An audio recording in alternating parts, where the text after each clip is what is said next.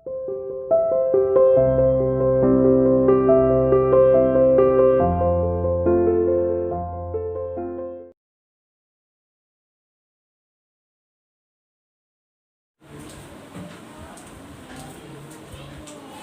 everyone, welcome to CR International online classes. How are you beta?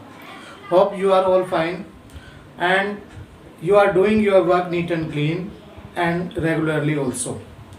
Students, today we will do our remaining parts of the lesson number 5th, princess सितंबर.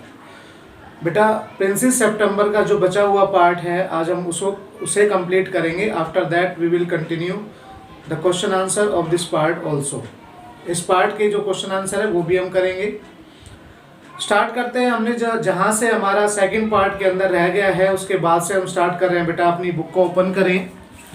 आपकी जो book है उस पर page number 43 है, इससे आपको start करना है.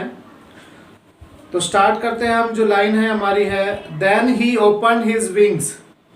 हमने जो रीड किया था वो कर लिया था कि जो छोटा पक्षी है वो प्रिंसेस सितंबर से कहता है कि वह बिना स्वतंत्र रहे वह ना तो गाना गा सकता है और ना ही वो खा सकता है, और अगर वह खाएगा नहीं और गाना नहीं गाएगा तो वो जीवित नहीं रह सकता है. इसलिए उसे फ्रीडम ज़्यादा ज़रूरी है. और ऐसी अवस्था में हो जाता है जब वह पिंजरे के अंदर जाता है जैसे वो मरा हुआ है, क्योंकि वो लेटा हुआ उसे दिखाई देता है. प्रिंसेस सितंबर को कोई मूवमेंट उसके अंदर नहीं दिखाई देती है, पर जैसे ही उसे वो बाहर निकालती है तो उसे लगता है कि वो पिंजरे से बाहर है और हो भी जाता है. तो वो देखता है कि सलाखें उसके आसपास नहीं है. तो उसके बाद से वो प्रिंसेस सितंबर से कहता है कि वो पिंजरे के अंदर नहीं रह सकता है. अगर वो पिंजरे के अंदर रहेगा तो जीवित नहीं रह पाएगा. सो अब प्रिंसेस सितंबर उसकी खुशी के लिए क्या करती है कि उसे आज़ाद कर देती है और कहती है कि तुम जब चाहो जैसे चाहो आ सकते हो जा सकते हो. अब उसके बाद से हम रीड कर रहे हैं जो पेज नंबर 43 है आपका.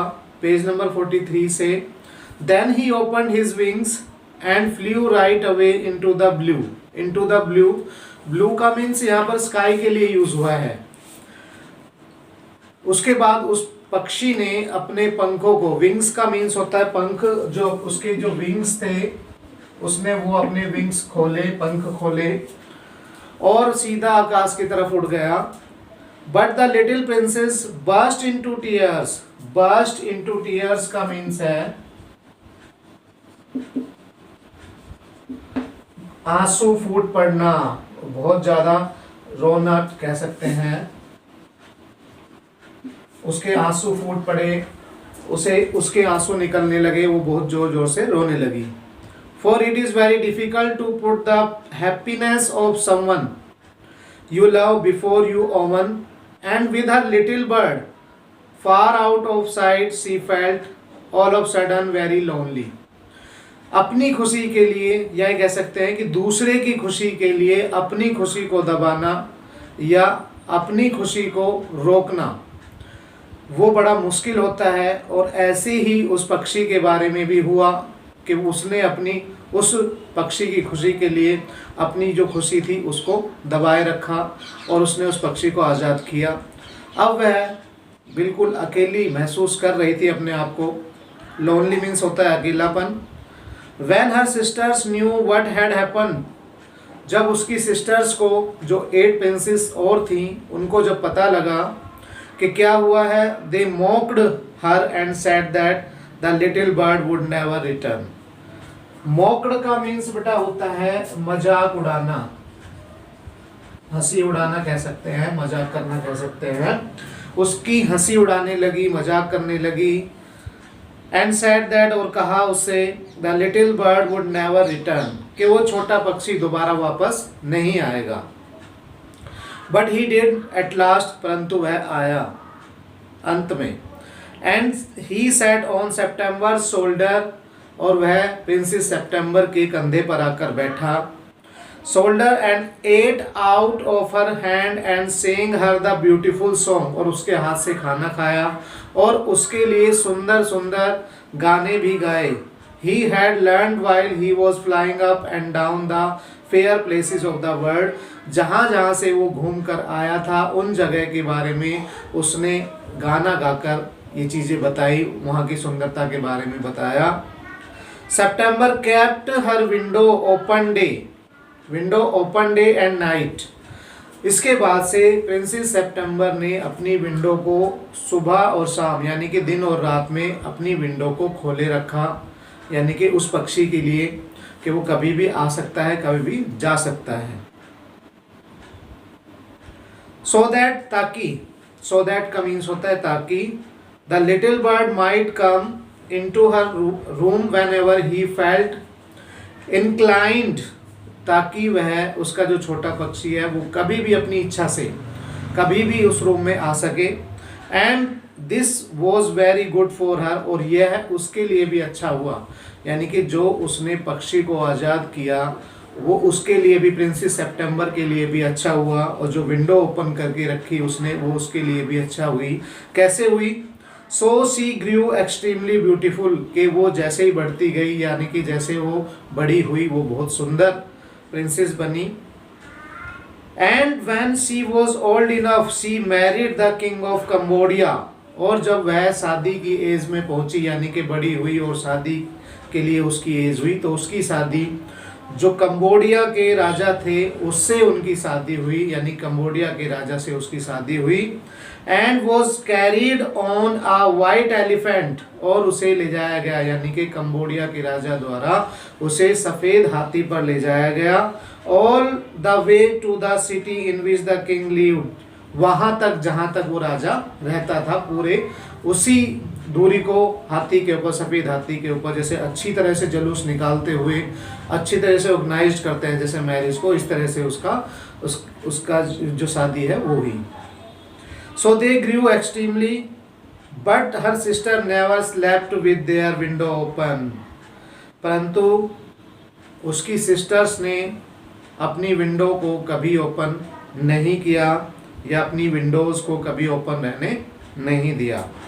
सो दे ग्रू एक्सट्रीमली अगली, अगली का मीन्स होता है भद्दी, कुरूप कह सकते हैं, भद्दापन कह सकते हैं.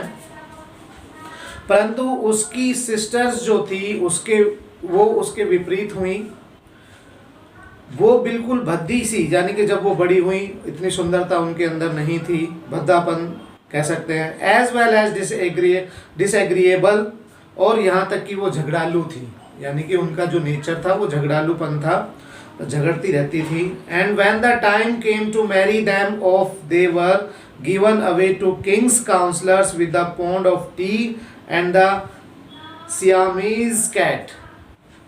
उसके बाद ये कहा है इसमें राइटर ने, और जैसे ही उनकी शादी का टाइम आया, जब वो बड़ी हुई, तो उनकी शादी जो राजा के काउंसलर्स थे, राजा के दरबारी या राजा के दरबार में जो मंत्री थे, उनसे उसकी शादी, उनसे उन सारी सिस्टर्स की इस तरह से उनसे शादी हुई, और उन्हें केवल एक पौंड टी और सियामीज कैट जो थी, वो सियाम के राजा की जो कैट थी वो ही उन्हें शादी के अंदर मिली.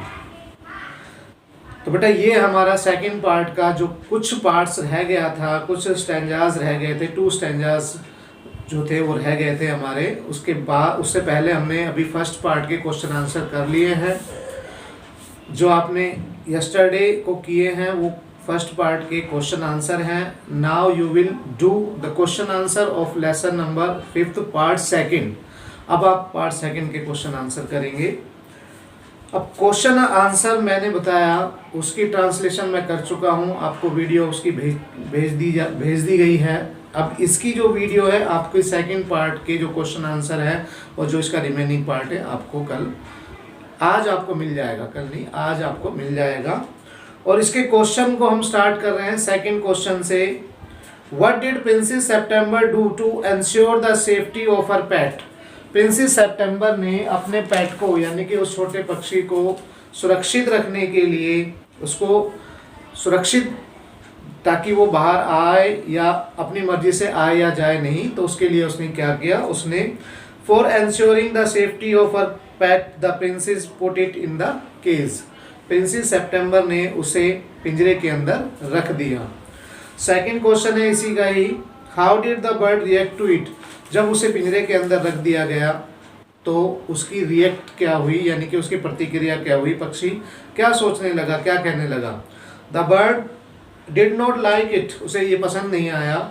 ही cried out loudly for the door to be open, वह जोर जोर से चिल्लाकर कह रहा था दरवाजा खोलने के लिए। He refuse to eat and sing, और उसने गाना गाना और खाना खाना बंद कर दिया था। Why did the bird refused to be taken out in her cage, why did the bird refuse to be taken out in her cage। अब जो प्रिंसेस सितंबर है वो कहती है कि वह उसे, यानी कि जब उसे बाहर जाने का मन होगा तो पिंजरे को उठा के बाहर ले जाएगी, नदी दिखाएगी, जो पेड़ पौधे हैं वो दिखाएगी, विलो ट्रीज हैं वो उसके बारे में बताया था जैसे कि उसे अच्छे लगते थे। वो उसने उसको मना क्यों कर दिया, तो वो बताता है the bird refuse it because through the bars of the cage, जो सलाखें हैं उसके अंदर से, the fields the trees and the lake did not appear the same, वो चीज़ें वैसी नहीं दिखाई देती जैसे कि हमें स्वतंत्र होने पर दिखाई देती हैं। नेक्स्ट क्वेश्चन है, what persuaded princess September to give the bird his freedom again, freedom देने के लिए क्यों मान गई जो प्रिंसेस सितंबर थी, उसके बारे में आंसर हमने लिखा है। Princess September could not see the bird gradually dying, gradually का मीन्स होता है धीरे धीरे। प्रिंसेस सितंबर नहीं चाहती थी कि पक्षी जो था वो धीरे धीरे मरे। She wanted the bird to be happy, वह चाहती थी पक्षी खुश रहे, एंड सिंग लवली सॉन्ग, और उसके लिए गाने गाए सुंदर। So she gave the little bird her freedom back, और इसलिए उसने उसकी आज़ादी को वापस दे दिया। क्वेश्चन नंबर 4 का सेकंड पार्ट हमने नहीं किया है। सेकंड के बाद जो फोर्थ का फर्स्ट है वो करने के बाद हमने किया है फिफ्थ क्वेश्चन में बताया गया है कि princess September kept her window open day and night, princess September अपनी विंडो को ओपन करती थी, दिन और रात को खोले रखती थी। How did it help the bird, यह पक्षी के लिए किस प्रकार सहायता करती थी वो विंडो ओपन जिससे वो रखी जाती थी।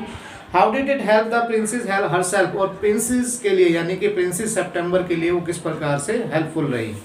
तो इसका आंसर है the bird could come and go whenever he felt like, जब भी पक्षी चाहता था वह कभी भी उसके अंदर और बाहर जा सकता था।